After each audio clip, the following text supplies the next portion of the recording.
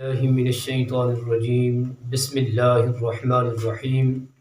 تمام سامعین و ناظرین کو السلام علیکم ورحمۃ اللہ تعالی وبرکاتہ۔ ہم آج ایک نیا پیغام لیے آپ کی خدمت میں حاضر ہیں۔ بفضلہ تعالی ہمارے کچھ اسباق جو ہیں وہ مکمل ہوئے۔ آج ہم نے نماز کی امامت کی شرائط کے بارے میں انشاءاللہ عز و جل چند ایک باتیں اور شرائط اقتداء کسے کہا جاتا ہے انشاءاللہ اس بارے میں چند باتیں جو ہے وہ آپ کی گوش گزار کی جائیں گی۔ تو بات کو شروع کرنے سے پہلے آپ ہمارے چینل کو سبسکرائب کریں اور بیل آئیکن کو پریس کر کے ہمیں شکریہ کا موقع دیں۔ جزاکم اللہ خیرہ فی الدنیا والآخرہ۔ چلتے ہیں ہم اپنی بات کی جانب۔ 6 شرائط ہیں امامت کے لیے۔ پہلی شرط ہے مسلمان ہونا، یہ بھی امامت کے لیے شرائط ہے۔ نمبر 2 بالغ ہونا، یہ بھی شرط ہے۔ عاقل یعنی کہ عقل مند ہونا، یہ بھی امامت کی شرائط میں سے ایک شرط ہے۔ اس کے بعد مرد ہونا، یعنی کہ مرد جو ہے وہ جماعت کروا سکتا ہے۔ پھر قرات پر قادر ہونا، یعنی کہ قرات کرنا، یہ بھی امامت کی شرائط میں سے ایک شرط ہے۔ اس کے بعد معذور نہ ہونا، معذور کا مطلب ہے کوئی عذر، کوئی بیماری نہ ہونا، تو اس صورت میں امامت جو ہے وہ کروائی جا سکتی ہے۔ تو اب ہم چلتے ہیں چند ایک باتیں جو مختصراً وہ آپ کی گوش گزار کی جائیں گی۔ تو پہلی بات ہے معذور اپنے مثل یا اپنے سے زائد عذر والے کی امامت کر سکتا ہے۔ مثال کے طور پر ایک بندے کو ایک بیماری ہے، تو وہ جو اس کا دوسرا ہے یا 2 جو بندے ہیں باقی ان کو بھی اگرچہ کوئی ایک بیماری ہے تو وہ معذور جو ہے اس میں وہ شرائط پائے جائیں، یعنی کہ وہ قرآن پاک کا زیادہ خوبصورت پڑھنے والا ہو تو وہ جماعت جو ہے وہ کروا سکتا ہے۔ کم عذر والا جو ہے کم عذر والے کی امامت نہیں کر سکتا۔ مثال کے طور پر ایک بندہ ہے، اس کو ایک بیماری ہے، تو یا ایک بندہ اس کو 2 بیماریاں ہیں، تو وہ ایک بیماری والے کی امامت نہیں کر سکتا، بلکہ وہ بندہ جو ہے وہ امامت کرے گا جس میں ایک عذر پایا جائے۔ اور اگر امام و مقتدی دونوں کو 2 قسم کا عذر ہو، مثلا ایک ریاح یعنی کہ ہوا کا خارج ہونا یہ مرض ہو، اور ایک ہو قطرات کا آنا، تو یہ قطرے آنا یہ بھی ایک مرض ہے، تو ایک دوسرے کی امامت نہیں کر سکتا، یعنی کہ جس کو ایک بیماری ہو وہ امامت کر سکتا ہے، نہ کہ 2 والا امامت جو ہے وہ کر سکے گا۔ تو اس کے بعد ہم مختصراً پڑھتے ہیں امامت کی جو ہے شرائط کے بعد شرائط اقتداء، کہ اقتداء جو ہے وہ کس کو کہا جاتا ہے، اقتداء ہم کسے کہتے ہیں۔ اقتداء کہتے ہیں مقتدی کو، جو کہ کسی کی اقتداء میں نماز ادا کرے، اس کو اقتداء کہا جاتا ہے۔ تو اقتداء کیا ہے؟ پہلے نیت اقتداء کرنا، یعنی کہ نیت ہو کہ میں اقتداء کر رہا ہوں، میں مقتدی ہوں، تو یہ ہے پہلی اقتداء کی شرائط میں سے ایک شرط۔ اس کے بعد ہے اور نیت اقتداء تحریمہ کے ساتھ ہونا، یعنی کہ تکبیر تحریمہ کے ساتھ کی نیت ہونا، یہ بھی شرائط اقتداء میں سے ہے۔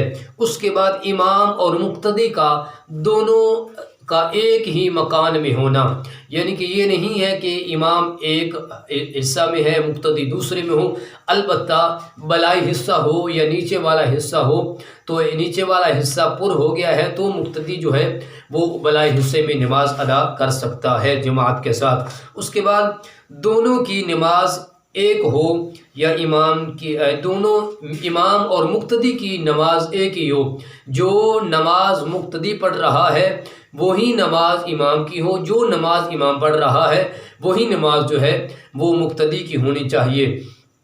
امام کی نماز مذہب مقتدی پر صحیح ہونا، یعنی کہ صحیح ہو اس کا مذہب کہ میں امام کے پیچھے ہی نماز ادا کر رہا ہوں، اور امام و مقتدی دونوں کا اسے صحیح سمجھنا، امام بھی اسے صحیح سمجھے اور مقتدی بھی صحیح سمجھے اپنے صحیح عقیدے اور اپنے مذہب کے مطابق۔ عورت کا محاذی ہونا، یعنی کہ محاذی کہا جاتا ہے برابر نہ ہونا، یعنی کہ عورت جو ہے وہ برابر نہیں کھڑی ہو سکے گی۔ مقتدی کا جو ہے وہ امام سے مقدم نہ ہونا۔ مقدم کہا جاتا ہے کہ مقتدی امام کے آگے کھڑا نہیں ہو سکتا۔ امام جو ہے، امام کا مقیم یا مسافر ہونا معلوم ہو۔ مثال کے طور پر میں کسی کے پیچھے یا آپ نماز پڑھتے ہیں تو آپ کو اتنا معلوم ہونا چاہیے کہ جو نماز پڑھا رہا ہے آیا کہ مقیم ہے یا کہ مسافر ہے۔ یہ بھی شرائط اقتداء میں سے ایک شرط ہے۔ اس کے بعد ہے ارکان کی ادائیگی میں شریک ہو، یعنی کہ جو رکن آپ نے ادا کرنا ہے اس میں آپ امام کے ساتھ ہی شریک ہوں گے تو آپ کی اقتداء یعنی کہ آپ کی نماز امام کے ساتھ جو ہے وہ ہوگی۔ اس کے بعد ارکان کی ادا میں مقتدی امام کی مثل ہو، یعنی کہ جو مقتدی امام کی مثل نماز پڑھے، جیسے یعنی کہ امام کرے تکبیر تحریمہ کہے تو مقتدی بھی کہے، اگر امام رکوع میں جائے تو مقتدی بھی رکوع میں جائے، امام سجدہ میں جائے تو مقتدی بھی سجدہ میں جائے۔ اس کے بعد یوں ہی شرائط جو ہیں، شرائط میں مقتدی کا امام سے زائد نہ ہونا۔ یہ نہیں ہے کہ امام جناب والا اب کچھ کہیں پہ ہے تو مقتدی کہیں ہو، ایسا ہرگز نہیں ہے، نماز آپ کی نہیں ہوگی۔ اس کے بعد چند ایک باتیں جو ہے وہ آپ کو میں عرض کرتا ہوں۔ میدان میں جماعت قائم ہوئی، یعنی کہ کھلا میدان تھا، اس میں اگرچہ جماعت قائم ہوئی اور اگر امام و مقتدی کے درمیان اتنی جگہ خالی ہے کہ اس میں 2 صفیں قائم ہو سکتی ہیں تو اقتداء صحیح نہیں ہے۔ مثال کے طور پر ایک جگہ پر کھلے میدان میں جماعت ہو رہی ہے تو 2 صفیں چھوڑ کر اگر ایک بندہ پیچھے نماز پڑھتا ہے تو اقتداء ٹھیک نہیں ہوگی، بلکہ جماعت کے ساتھ شامل ہو کر نماز پڑھنا یہ لازم ہے۔ اس کے بعد ہے بڑا مکان جو ہے اس کا بھی حکم میدان کے حکم میں ہے، اور اس مکان کو بڑا کہیں گے جو 40 ہاتھ ہو، یعنی کہ یہ مکانوں کا احاطہ ہے۔ اس کے بعد میدان میں جماعت قائم ہوئی، پہلی 2 صفوں نے اللہ اکبر نہ کہا کہ تیسری صف نے امام کے بعد تکبیر تحریمہ میں ہاتھ باندھ لیے، تکبیر تحریمہ کہنے کے بعد تو اقتداء صحیح ہو جائے گی۔ مثال کے طور پر امام صاحب نے اللہ اکبر کہہ دیا تو پہلی اور دوسری صف میں سے کسی بندے نے یا کچھ بندوں نے ابھی تک تکبیر اولیٰ نہیں کہی، تو جو تیسری صف میں تھے انہوں نے تکبیر اولیٰ کہہ لی ہے، تحریمہ کہہ لی ہے، تو سب کی نماز ہو جائے گی۔ یہ نہیں ہے کہ پہلے جنہوں نے کہا ان کی ہو جائے گی یا جنہوں نے نہیں کہا ان کی نماز نہیں ہوگی، ایسا نہیں، بلکہ جس نے بھی کہہ دیا نماز سب کی ہو جائے گی۔ اب مسائل ہیں، ذرا ان کو سمجھنے کا اندیہ ہے، ان کو سمجھنے کی ضرورت ہے۔ عورت کا مرد کے برابر کھڑے ہونا کیا حکم ہے؟ یہ ایک سوال ہے۔ عورت کیا مرد کے برابر کھڑے ہو کر نماز پڑھ سکتی ہے یا نہیں؟ اس کے لیے حکم کیا ہے؟